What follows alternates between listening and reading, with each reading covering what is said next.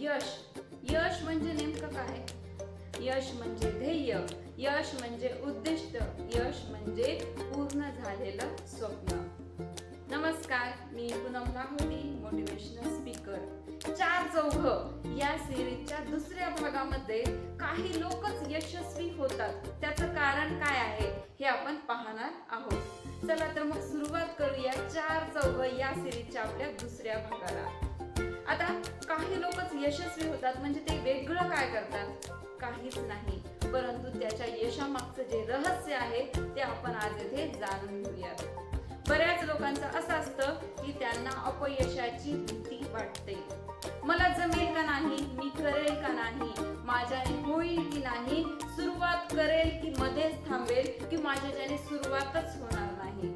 म्हणजे होईल का नाही, जमेल का नाही, करेल का नाही, या सगळ्या गोष्टींमध्ये ते सुरुवातच करत नाही आणि तिथेच त्यांचं यश थांबतं. म्हणजे काय? थोडक्यामध्ये काही लोकांना भीती वाटते.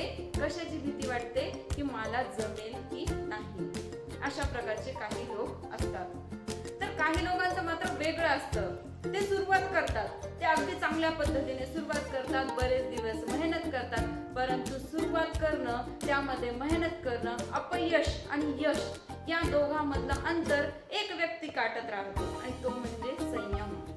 आणि काही लोकांचा इथेच चुकतं. जेव्हा आपण कोणत्याही गोष्टीची सुरुवात करतो, त्या गोष्टीला शेवटी नेण्यासाठी, त्या गोष्टीमधून पूर्णपणे यश मिळवण्यासाठी, ते आपलं यश आपल्या हातात घेण्यासाठी संयम ठेवावा लागतो. इथं चुकतं. हाती घेतलेलं काम ते अर्धवट सोडतात आणि त्यामुळे त्यांना अपयश येतं. म्हणजे काही लोक घाबरतात तर काही लोक अर्ध्यातून काम सोडून देतात. आता काही लोकांचं कसं असतं, ते काम करतात, ते सुरुवात करतात, ते शेवटीपर्यंत नेण्याचा प्रयत्न करतात, परंतु अगदी शेवटच्या टप्प्यावर त्यांना थोडंसं जर अपयश आलं तर आपलं अपयश सगळीकडे गाजेल, आपण अपयशी झालो हे सगळीकडे होऊन जाईल, म्हणून ते झाकण्याचा प्रयत्न करतात आणि कदाचित या विचारांमुळे त्यांचं काम पूर्णत्वाला जात नाही. त्या झाकण्याच्या नादामध्ये त्यांच्या कामातून ते बाजूला सरकले जातात आणि त्यामुळे सुद्धा त्यांना कधी कधी अपयश स्वीकारावा लागतो. म्हणजे काही लोकांची भीती, काही लोकांचा संयम न ठेवणं आणि काही लोकांचं आपलं अपयश झाकून घेणं, कुठे ना कुठे आपल्या यशाच्या बाजूला निघून जाणं असं होतं. आता राहिले काही प्रमाणातलेच लोक आणि ते लोक यशस्वी होतात. त्याचं कारण काय असेल? त्याचं कारण असं असतं, सगळ्यात आधी ते भीत नाहीत.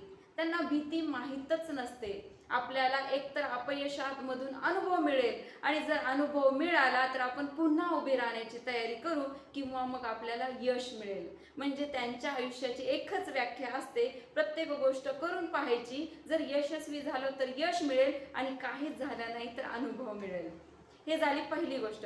दुसरी गोष्ट अशी असती की त्यांना स्वतःवर विश्वास असतो, त्यांच्यामध्ये संयम असतो, त्यांच्यामध्ये परिस्थितीला वेळ आली तर परिस्थितीला झुंज देण्याची सुद्धा तयारी असते. म्हणजे ते स्वतःला एवढं परिपक्व बनवतात की यश तर मिळणार आहे त्यांना माहीत असतं.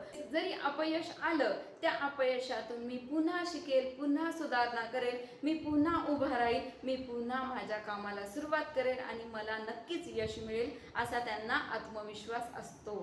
म्हणजेच चार चौघ वेगवेगळ्या विचारांचे, चार चौघांच्या विचारसरणीत खूप असा फरक आहे. या चार चौघांमध्ये प्रत्येकाच्या आयुष्यामध्ये यशाची आणि अपयशाची व्याख्या वेगळी आहे, त्याला पाहण्याचा दृष्टिकोन वेगळा आहे. आणि जे यशस्वी होतात ना, ते यशापेक्षा अपयशाचा जास्त विचार करतात, अपयशातून किती शिकता येईल याचा विचार करतात आणि म्हणूनच ते यशस्वी होतात. या चार चौघांमध्ये तुम्ही कोणत्या प्रकारचे आहात ते मला नक्कीच कळवा. धन्यवाद.